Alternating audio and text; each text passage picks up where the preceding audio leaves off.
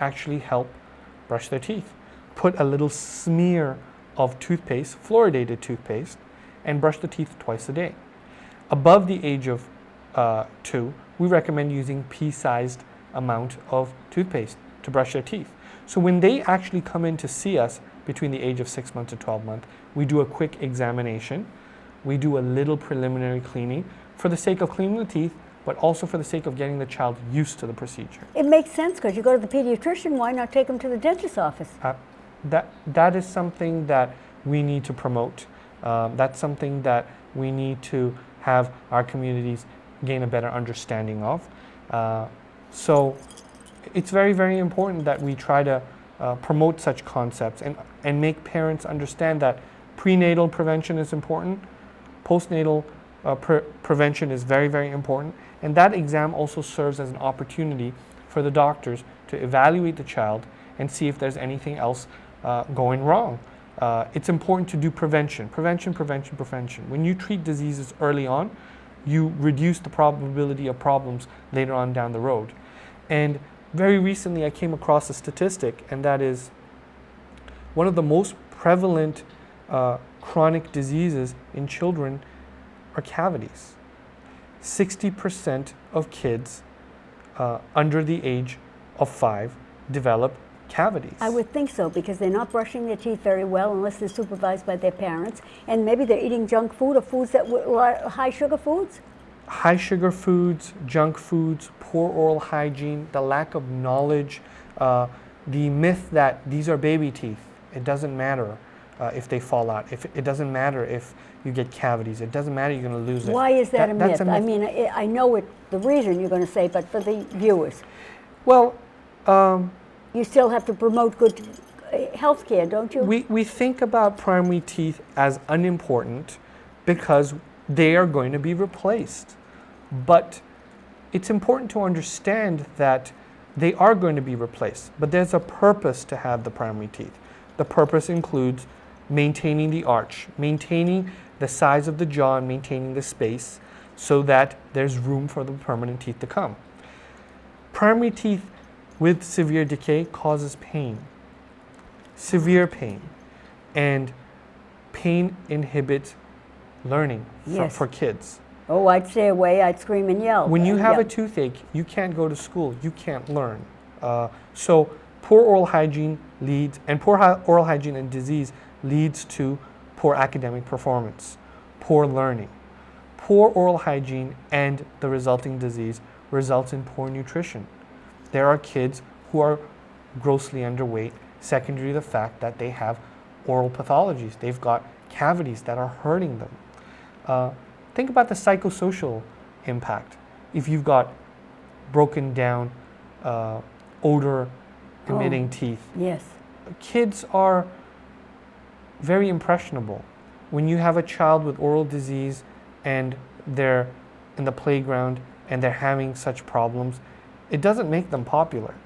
The psychosocial impact needs to be recognized. And finally, it's very important to understand that when a child is suffering, it's going to affect a whole spectrum of issues. Not just one single issue can be localized. It's a whole spectrum that's going to affect it. Think about the disfigurement. We're talking about oral facial disfigurement. When you're losing teeth and you're having infections, your appearance changes. Impressionable kids. Well, kids are mean sometimes, so I would think that would be something they'd choose because you can see your teeth are so visible. Do you teach kids how to floss? And when do children floss? At what age? Whenever we see that the spacing between the teeth are almost eliminated and we can't see the contact between two teeth, that's when we should start flossing. The purpose of flossing is to remove the buildup of food and bacteria between teeth. So when we see that those spaces close, that's when we should really start. And kids put everything in their mouth. They do, yes. Is the mouth dirty? If we consider the terminology dirty as an area containing bacteria, then yes, the mouth has bacteria flourishing. But it's important to consider the kind of bacteria. There's the natural flora, which is the natural population of bacteria that lives in your mouth versus bacteria that lives everywhere else. And so on the one hand, the oral cavity, the gastrointestinal system is inhabited by a group of microbes. I wouldn't call it dirty. I would just say that we have a normal population of flora living there that's very different from foreign bugs that can get us sick, things that are not normally present in our body. I would consider those bugs as aliens, and those are the ones that are really disease causing. So your natural flora in a patient without any medical issues help actually keep us healthy. Some of them produce vitamins for us. Some of them keep a balance in our oral cavity, a balance that maintains our health. So the oral cavity, the gastrointestinal system, has microbes living in there, but I wouldn't call them dirty.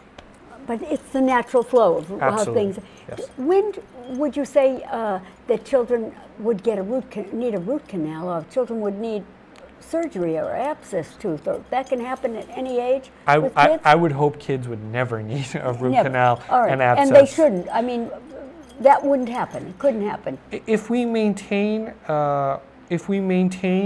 and promote prevention, then there should be no need for these rather terminal and aggressive treatments for the dentition. And prevention, once again, would be your routine cleanings, your fluoride treatments, sealants.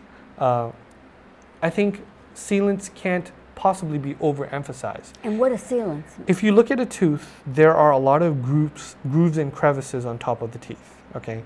And food sometimes get impacted and pretty much get stuck in these grooves. Sealants are basically a flow of resin that we utilize to seal these nooks and crannies. Can you imagine if we seal the nooks and crannies, the probability of food and pathological bacteria getting stuck in these nooks and crannies is significantly reduced. In fact, by adding sealants, we You reduce. brush them on, or you? We almost paint them on. Okay. Dentists almost paint them on.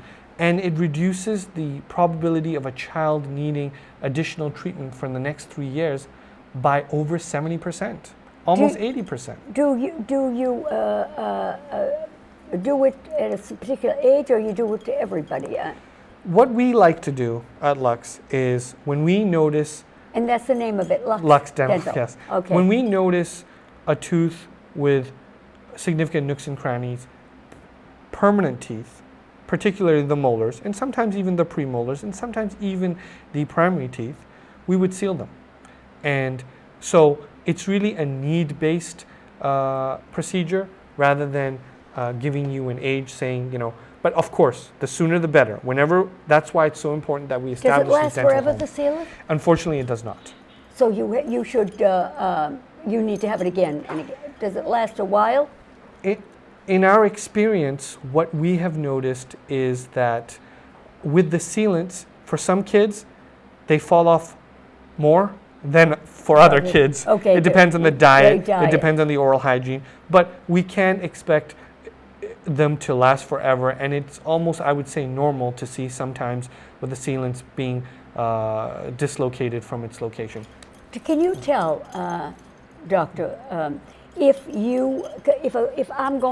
child's going to need teeth straightened, if you're going to have to pull some teeth, like one is growing up here and no room to come in, can you tell that if they bring them in at an early enough age, or it's the progression of seeing them? There's something called interceptive orthodontics, and what that means is if we can catch these malpositioned tooth early, we may be able to do certain treatments for the child way early on, so that if and when they do need orthodontics, we can reduce the treatment time and reduce and improve the success rate.